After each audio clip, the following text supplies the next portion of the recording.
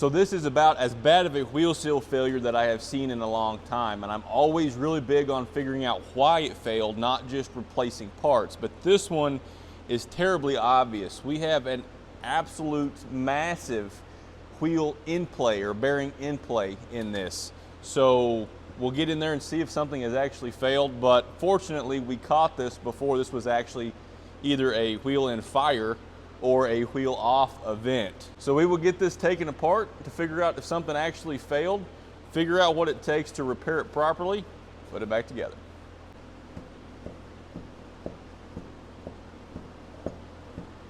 It being a 3-piece conventional nut system that looks to be installed properly in the past, and couple that with the fact that we have just a massive amount of metal inside of this hubcap, we obviously have a bearing failure at this point. Yeah, buddy. Am I in focus? So I was a little worried about our spindle due to the contamination we had in the oil in that outer bearing inner race wearing on the bottom side of the spindle. So we got our go no-go gauges from the axle surgeon here out of Oklahoma. And remember, I know I've showed these quite a bit, but if it fits completely into the saddle, then the spindle is worn past 8 thousandths. And it is recommended that you repair that before reassembly.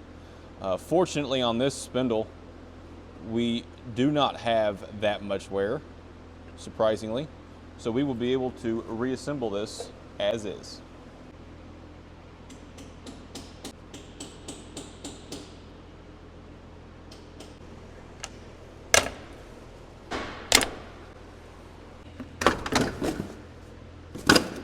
So trashed bearings, you know the drill at this point. We are going to slide on a new Conmet Preset Plus hub. And I get a lot of comments when I do this that it's either cheaper to install bearings in your old hub or that maybe I'm not smart enough to install bearings. So for those guys, don't worry. We will actually have to slick bearings in the hub on the other side. We'll save that reel for the next couple of days. But for this instance, on this spindle, it makes the most logical and financial sense to install this new hub. Now, can you install new bearings in your hub for your truck cheaper than you can install a new hub? Yeah, probably. But you can't take it truck to a shop and have a shop charge what this job books for plus parts to install bearings into a hub, especially an aluminum hub. I know the ones we took off of this were steel. Cheaper than you can install just a new hub out of the box, coupled with the fact that depending on application, these come with either a 350 or a 500,000 mile warranty. It's really a no-brainer. So we are going to go ahead, install this quick, and get this side done.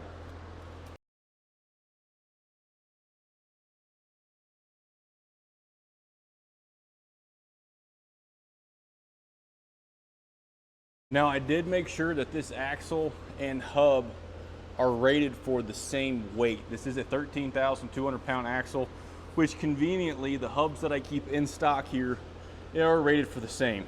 So we did make sure all that's on the up and up, but at this point, all we've got to do, put a cap on this, fill it full of oil, sling a new set of shoes and a new drum on this thing, and this side will be done. Now, like I said, we will have to put bearings in the other side due to some circumstances I'll get into on that reel.